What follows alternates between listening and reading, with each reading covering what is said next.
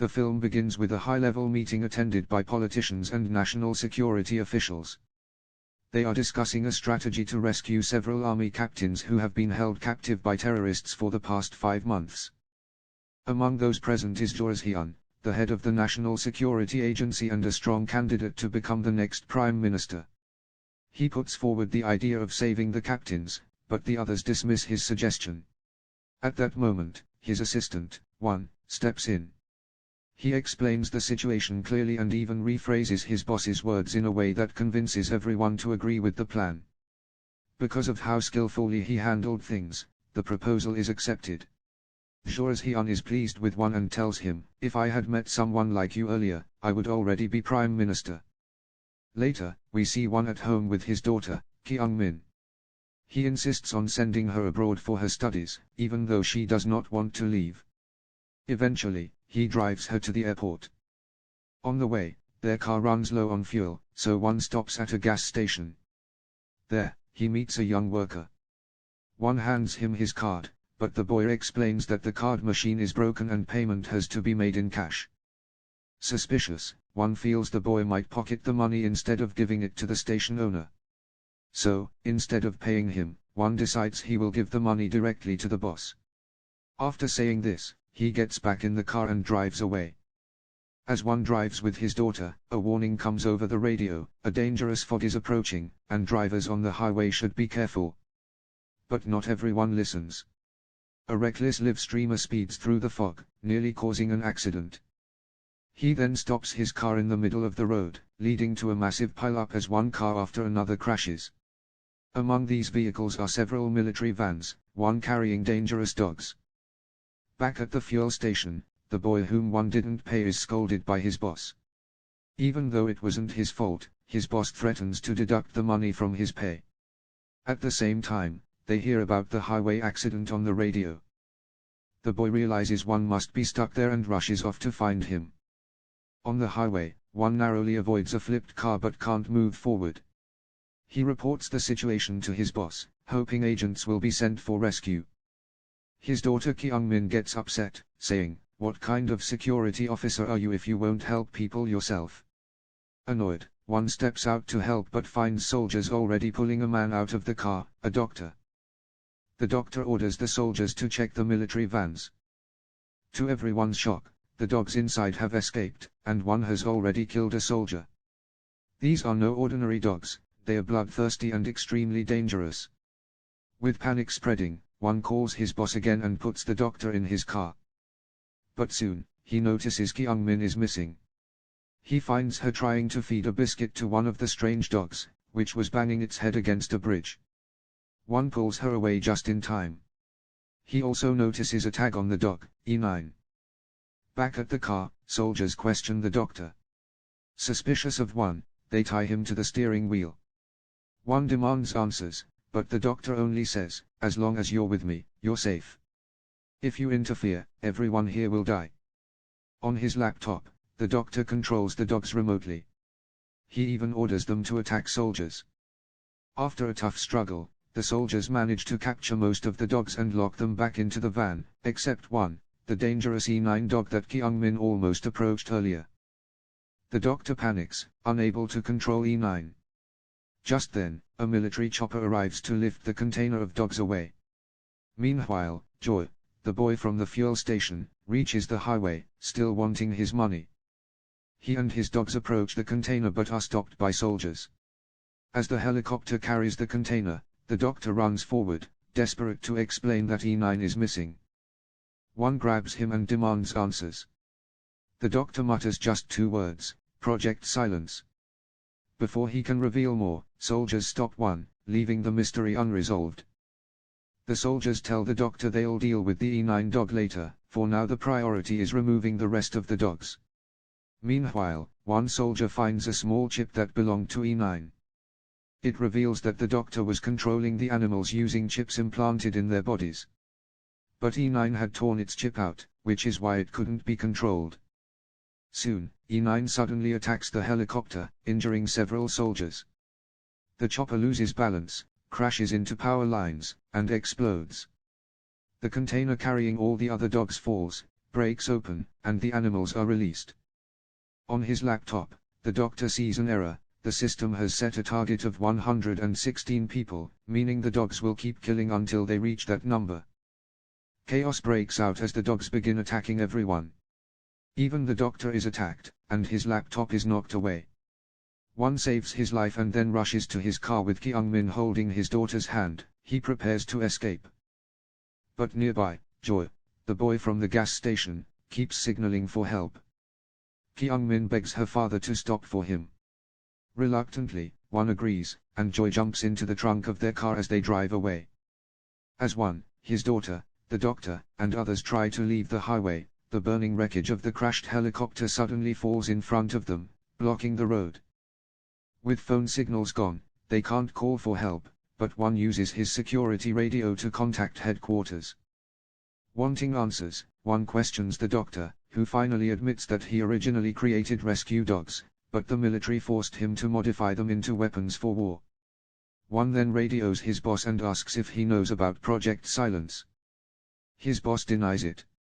One urgently requests a SWAT team, warning that a gas truck nearby could explode and kill everyone. He agrees to send help. The group covers their faces with cloth and moves back toward a bus carrying other survivors. But suddenly, the burning helicopter falls again, hitting the road and causing a massive explosion that destroys the bridge. Panic spreads, and people lose hope. One calms them by revealing he is from the security department and is in contact with headquarters. He promises that the SWAT team is on the way. When people ask why the dogs are attacking, one lies, saying the animals are infected with a rabies-like virus. He hides the truth about the doctor to prevent the crowd from turning on him. However, Joy, who overheard everything earlier, steps up and asks why one is lying. One quickly tells him to stay quiet and promises $10,000 once everyone is rescued. Soon after, the SWAT team finally arrives. One urges them to kill the dogs first before rescuing people, but they insist they saw no dogs outside. As the survivors begin leaving the bus, the hidden dogs suddenly emerge and launch a brutal attack. The dogs begin killing people everywhere, even attacking the SWAT team that came to rescue them. One struggles but manages to save his daughter from one of the dogs. He hides her inside another bus, where an old couple, two other survivors, and the doctor are also taking shelter. One wants to stay with them, but realizes he left his radio outside, the only way to contact headquarters. With no choice, he goes back out to retrieve it.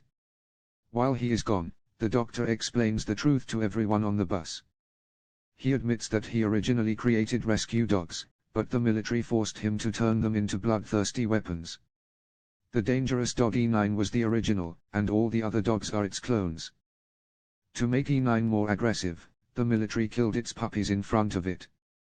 The scariest part is that E9 pulled the control chip out of its own head, meaning it's no longer under the doctor's control. It isn't acting like the other dogs, it's driven by pure revenge for its dead pups, which makes it impossible to stop. The group decides to make a plan. They gather whatever they can to create makeshift torches and flames, hoping the fire will scare the dogs and keep them away. Meanwhile, one manages to get back on his. One radios his boss, telling him to send everyone toward the bridge where the SWAT team can rescue them, and insists snipers should also be called to control the dogs. But his boss refuses. He knows the media will soon cover this disaster, and if the military's role in Project Silence is exposed, his department will be disgraced. One warns him that all the survivors already know about the project and are heading to the bridge. Fearing exposure, He secretly decides not to send more rescue teams. His plan is to let everyone die so the truth never comes out, ensuring nothing ruins his chance to become the next president. Meanwhile, inside the bus, the survivors argue. Joy angrily blames the doctor, hitting him and demanding he go distract the dogs. But Min tells everyone that sacrificing one person won't work, the dogs will keep killing until all are dead. Instead, they come up with a trap. They open the bus doors to lure the dogs inside. The doctor hides in the trunk while the rest crawl under the bus. As the dogs rush in, Kyung-min triggers the trap, locking many of them inside. But during the chaos, the old woman from the couple dies. More dogs charge into the trunk, and her husband refuses to leave, staying behind with her. His sacrifice draws the dog's attention, allowing the others to escape. One feels broken, knowing he couldn't save the couple. Still, the survivors run toward the bridge. But when they arrive, no rescue team is there. One calls his boss again, but this time there is no answer. One sits in grief, heartbroken by all the deaths. The doctor comes to him and reveals the harsh truth, that everything happening was actually part of his boss's plan. Hearing this, one is crushed even more. The man he trusted above everyone else had lied to him and used him only for his own gain. One tries again to call for help on the radio, but no one responds. The survivors then make a new plan. They decide to reach the gas truck, cross to the other side of the road, and use Joy's vehicle to escape the highway. But there's a problem, the keys to Joy's vehicle were left inside the same bus where the dogs are trapped. To get the keys back, the doctor recovers his laptop and sets one as the target, forcing the dogs to come out of the bus and attack him.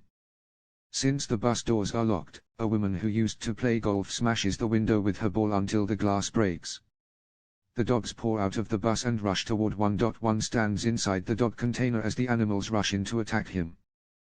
This gives Joy a chance to grab the vehicle keys from the bus. But the chaos continues. E9, still out of control, suddenly turns on the doctor, furious because he had killed its pups. With all the dogs charging at the container, the bridge's edge collapses. The container falls into the river, taking one down with it. Seeing this, Kyung-min panics and wants to save her father. Joy warns her that driving the tow truck onto the weak bridge will make it collapse, but she doesn't care. At the same time, E9 notices the container falling, because one of its puppies was still alive inside. It leaps into the water to save its child, ignoring the doctor. Kyung-min throws down the tow truck's rope, and one manages to climb up. But the bridge is breaking apart fast. Using quick thinking, Joy drives the truck at full speed, pulling everyone to safety just before the bridge collapses.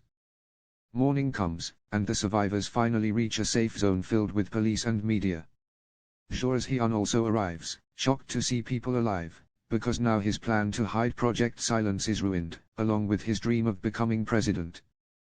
An enraged one punches him. Hyun tries to bribe him with checks, telling him to think of his daughter's future. But one refuses, saying he won't put innocent lives at risk or teach his daughter to accept corruption. Instead, he steps before the media and exposes Hyun and the truth about Project Silence. Defeated, Hyun flees in disgrace. The final scene shows E9, who has managed to rescue its surviving pup, resting with it on the riverbank. And with that, the story